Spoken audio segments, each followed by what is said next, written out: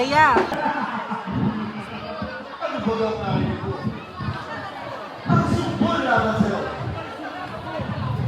Ano kami magagawa ko? Kung ako may sinunod mo, matutupad ang pangako ko.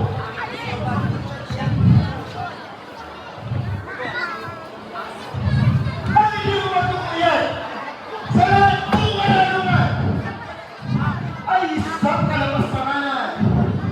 Kayo naman mga mahal. Ano sa inyo talaga? O mga soldadong bahig, anong inyong pagkamasid? Balikan ang isip! At ang tao nito ay kailangan itong reno. Pata ng mga tao kung sa bahay maggulo. Kung gayon, sa iyong mga kaaway, kita'y pagsasanggalan. Kapita ako'y sundin mo nga. At bakit ayaw mo sagutin? Ay iban sa nakikinig!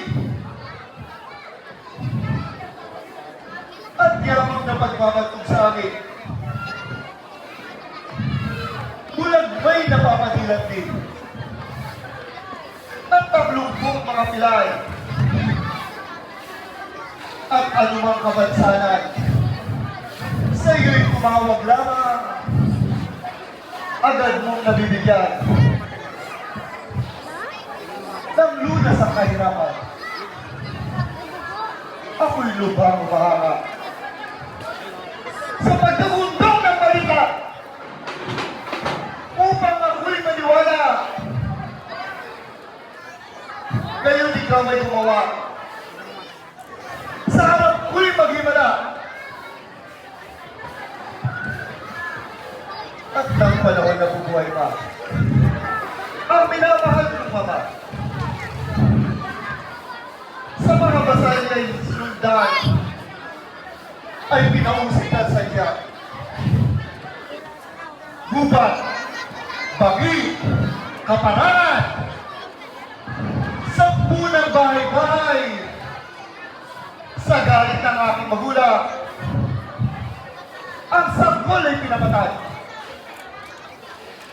At tanging hindi ikaw ay daramay. Kaya't nang di mo sakitin ang dusang kalagim-lagim, itong aking hinihiling ay malumanay ng sundin. Ay pagpapalari.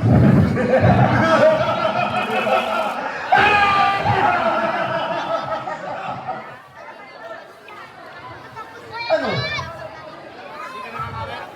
Hindi ka magsanay sa akin ng katwiran. Ibigyan kita ng lugar. Baka may kadahilanan. Di ako alinlangan